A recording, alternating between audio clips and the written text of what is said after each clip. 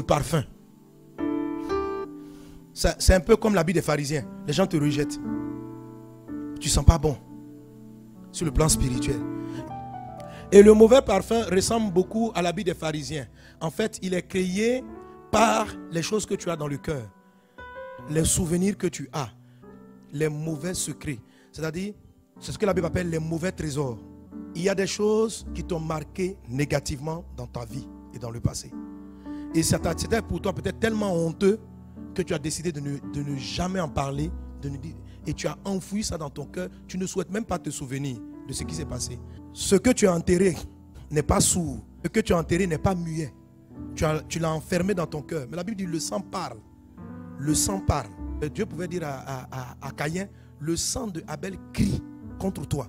Ça veut dire Abel dans son sang, où dans le sang il y a l'âme, a retenu que toi Caïn, tu l'as tué. Quand son sang est versé, son sang parle. Et le sang continue de parler.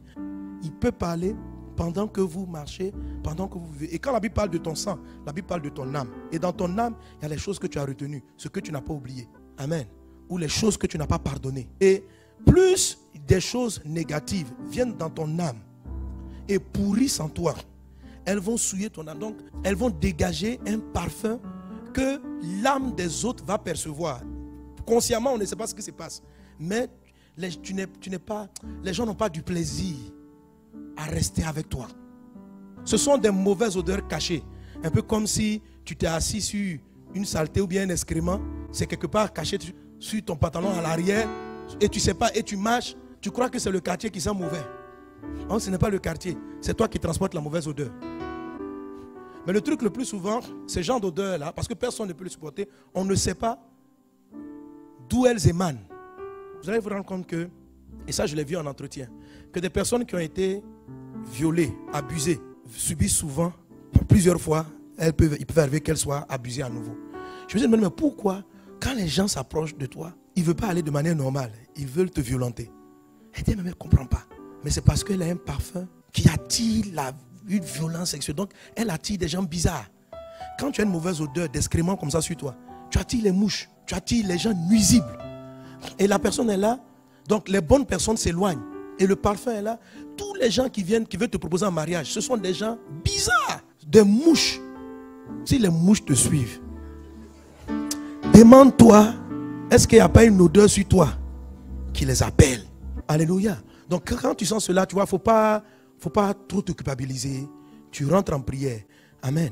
De toute façon, dans une vie normale, pour former ton esprit de discernement, dans le cas du mariage par exemple, Dieu va permettre que, avant même de rencontrer ton vrai conjoint, tu sois confronté à des gens qui ne soient pas forcément bien.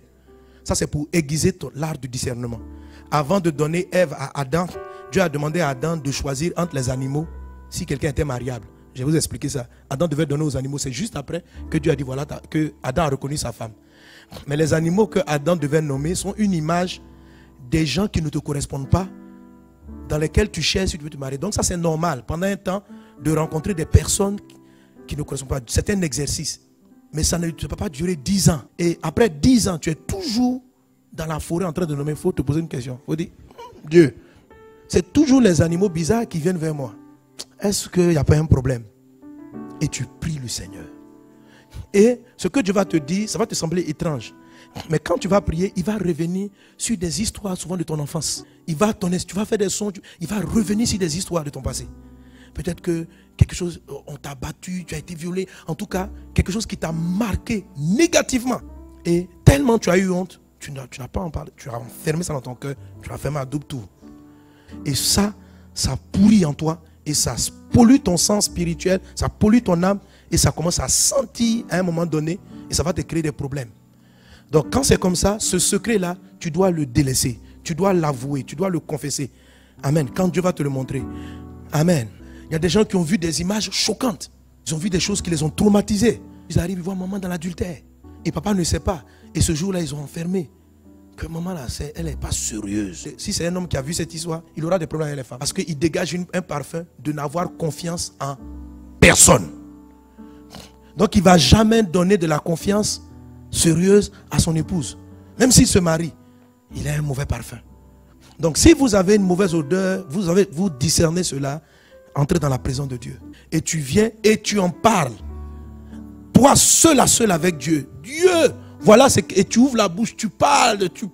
Et quand tu vas parler, tu vas sentir ton cœur battre. Tu vas sentir une douleur. Parle, avoue, crache. Il y a des gens, ils ont eu un deuil violent. Ils ne s'attendaient pas à ça. Ils ont perdu leur enfant, perdu leur papa, perdu leur maman. Brusquement. Ça leur fait tellement mal. Ils en veulent à Dieu, ils en veulent au monde, ils en veulent au système. Et ils ont enfermé. Et maintenant, ils sont les bons chrétiens spirituels. Viens devant Dieu, tu dis, Seigneur, vraiment, ça m'a fait mal. Hein. Comment ça t'a fait mal? L'histoire de ma maman qui est décédée là. Je n'ai pas compris. J'ai prié, gêné. Tu ne m'as pas exaucé. Vraiment, Seigneur, j'ai mal. Je te dis que j'ai mal en tout cas. Je ne sais pas comment tu vas me consoler, mais ça me fait mal. Voilà, il ne faut pas jouer au dur. On va dire non, j'ai pas mal. Non, tu as mal. Dieu a créé les larmes pour qu'on puisse pleurer. Toi, tu veux dire que tu ne pleures pas. Est-ce que c'est toi qui as inventé les larmes? Pleurer là, ce n'est pas les faibles. Il y a un temps pour pleurer. Les larmes, c'est pour dégager. Enferme-toi et puis pleure sérieusement. Et à un moment donné, par rapport à cette histoire, tu vas te sentir en paix. Ça veut dire que ce n'est plus un secret maintenant. Tu es devenu libre de cette histoire. Elle ne va plus polluer ton sang. Et le parfum de Christ va prendre le relais. Quelqu'un est-il avec moi? Quelqu'un est-il avec moi?